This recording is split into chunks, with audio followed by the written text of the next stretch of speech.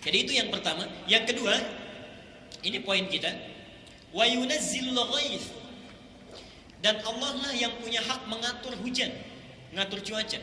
Nah, hujan di ayat ini itu disebutkan dengan kata ghaith. Bapak Ibu sekalian, ada yang menarik di ayat ini. Jadi ada dua kata yang menarik di ayat ini. Satu, hujan diungkapkan dengan kata ghaith. Ghaith itu asalnya bukan hujan. Ghaith itu segala yang mengandung manfaat.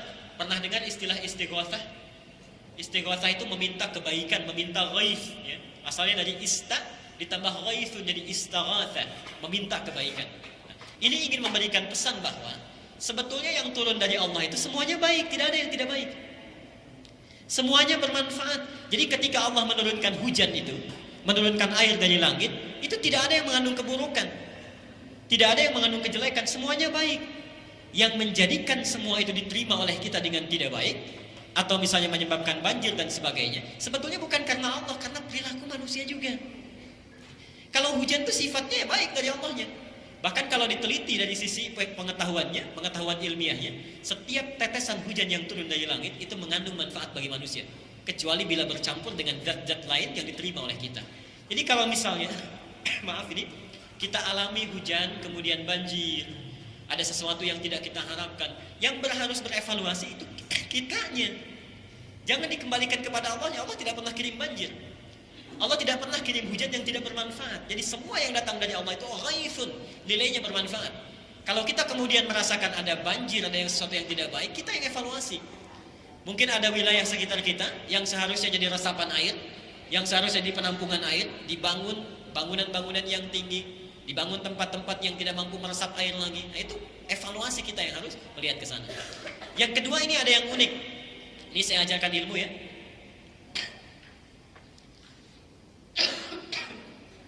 Jadi dalam bahasa Arab itu ada yang menggunakan tasydid, ada yang tidak menggunakan tasydid.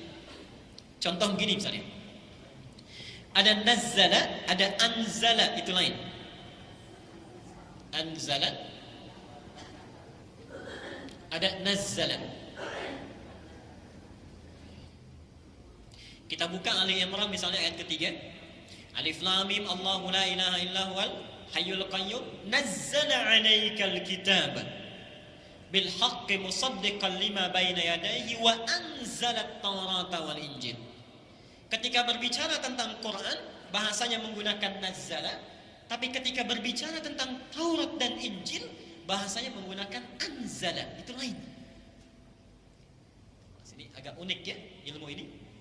Kalau menggunakan rumus hamzah, af'ala anzala, itu artinya peristiwa dimaksud terjadi sekaligus, tidak bertahap, tidak ada tahapan.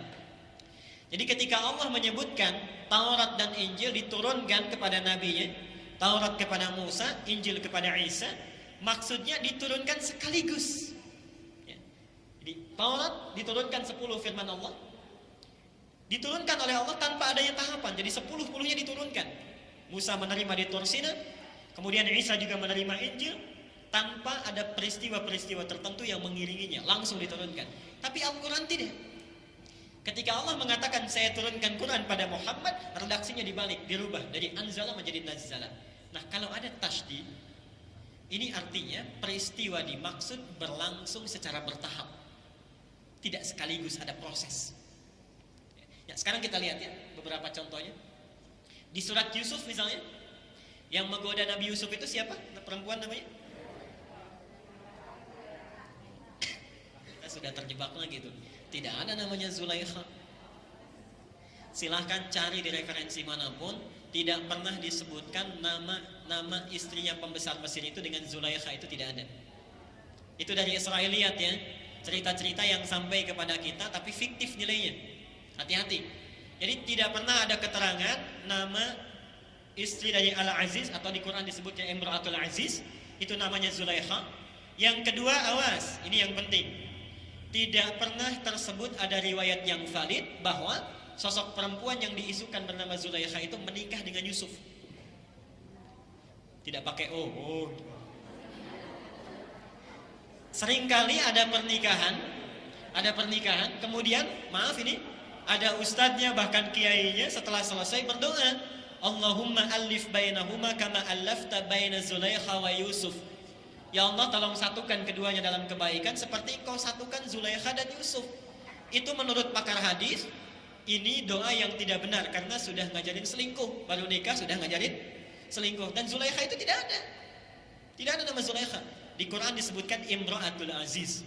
Nah, ada rumus di tafsir, kalau orangnya tidak disebutkan, itu artinya peristiwanya akan berlangsung kembali dalam konteks dan peristiwa yang berbeda. Ya. Sekarang orang selingkuh ada nggak? Banyak, ya. Jadi peristiwanya berlangsung. Tapi indahnya Quran, seorang yang salah itu tidak pernah disebut namanya. Selalu disamarkan. Fir'aun itu jahat, Fir'aun itu luar biasa durhakanya, tapi tidak pernah disebut namanya. Imra'atul Aziz begitu. Anaknya Nabi Nuh yang disebut Kan'an tidak pernah disebut namanya. Ini pendidikan akhlak kepada kita. Sejelek-jeleknya orang, kalau kita ingin memperbaiki, jangan dijelek-jelekan orangnya. Rubah perilakunya. Kita kan kebalik ya. Yang salah perilakunya, yang dijelek-jelekan orangnya. Kapan berubahnya? Oke, ini yang pertama. Nah, ada kalimat di surat Yusuf itu, wa ghallaqatil abwaaba wa qalat haytalak. Ketika Imra'atul Aziz menggoda Yusuf, dia menutup pintu. Kalau di mushaf kan diterjemahkan pintu kemudian ditutup ya. Nah, ingat bahasa Qur'annya pakai tasydid, ghallaqat. Ketika menggunakan tasydid, ini artinya menutup pintunya ada prosesnya, bukan satu pintu. Dalam riwayat disebutkan ada 7 pintu. Jadi ketika suaminya pergi, dia ingin menggoda Yusuf, dilihat sampai mana suaminya. Pintu pertama dikunci pelan-pelan, mundur pintu kedua pelan-pelan, sampai pintu kamar yang terakhir dilihat pelan-pelan. Karena itulah bahasa Qur'annya menggunakan tasydid, wa ghallaqatil abwaaba wa qalat haytalak. Ya. Nah, menurunkan hujan itu juga menggunakan tasydid, wa yunazzilul ghaith. Surat ke-31 ayat 34, ayat terakhir. Yunazzilul ghaith. Dan Allah lah yang mengatur bagaimana dia menurunkan hujan. Ketika menggunakan tasydid ini ada pesan kuat yang ingin disampaikan bahwa hujan itu sifatnya unik Pak Ibu. Tidak ada yang tahu kepastiannya. Jadi ketika Allah menggunakan tasydid, mungkin ini di Jaka Permai atau komplek Jaka Sampurna, jalan A hujan, yang ini mungkin tidak hujan. Oke. Yang di sini hujan, yang ini mungkin tidak hujan.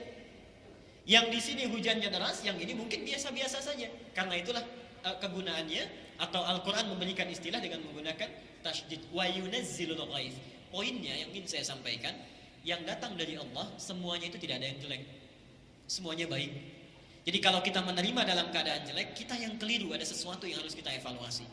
Yang kedua, kenapa menggunakan tasydid? Karena Allah Maha tahu tempat mana yang lebih membutuhkan ketika dia menurunkan di antara rahmat-rahmat yang Allah berikan kepada kita. Baik, saya kira kita langsung masuk ya pada kajian kita. Jadi inti dari apa yang ingin saya sampaikan di buka tadi, kalau sekiranya ada yang turun pada kita, baik itu berupa hujan, karena itu Nabi mengajarkan doa, Allahumma shayyiban nafi'an. Jadi kita minta kepada Allah, sekalipun kita yang diminta, shayyiban itu bukan hujannya, shayyiban itu yang menimpa kita. Jadi Allahumma ya Allah shayyiban, jadikan hujan yang menimpa saya itu nafi'an, membawa manfaat dalam kehidupan yang saya lalui.